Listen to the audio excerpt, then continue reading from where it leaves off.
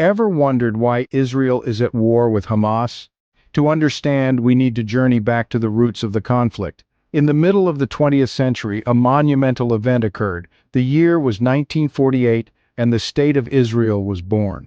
Almost immediately, the Arab-Israeli War erupted, a war that would forever shape the region's political and social landscape. As a result of the war, countless Palestinians found themselves displaced. With nowhere to go, they were forced into refugee camps, their homes reduced to memories. This displacement, this uprooting of lives, was a major catalyst for the conflict we see today. Fast forward to 1987, and another key event took place. Amidst the chaos and violence of the First Intifada, a new player entered the scene: Hamas. Born out of the turmoil, Hamas was seen as a symbol of resistance and hope by some, and a harbinger of further conflict by others. So the seeds of the conflict were sown early on, with the creation of Israel and the displacement of Palestinians. So what exactly is Hamas, and why is it at the center of this conflict? Hamas, or the Islamic Resistance Movement, was born in the late 80s during the First Intifada, a Palestinian uprising against Israeli occupation.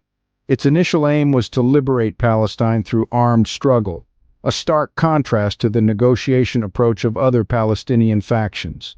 Over time, however, Hamas evolved into more than just an armed movement.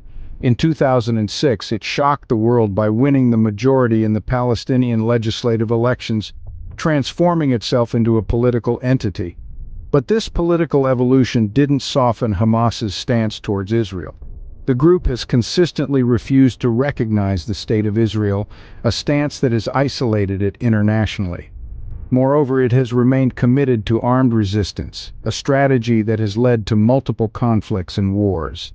Hamas's refusal to recognize Israel and its commitment to armed resistance has fueled the conflict.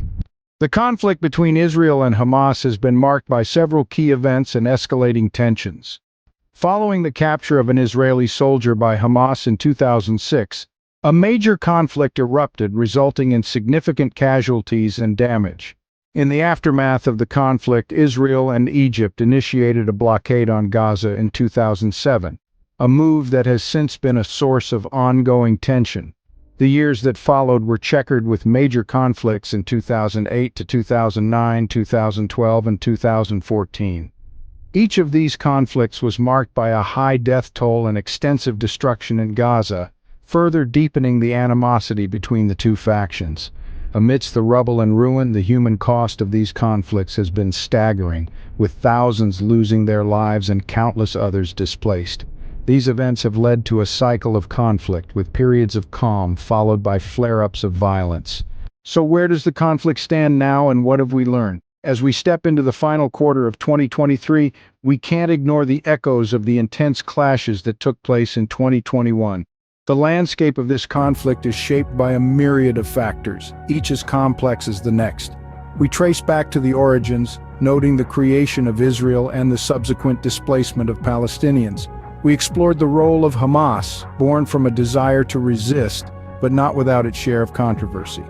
Key events were highlighted, each one a testament to the relentless cycle of tension and turmoil.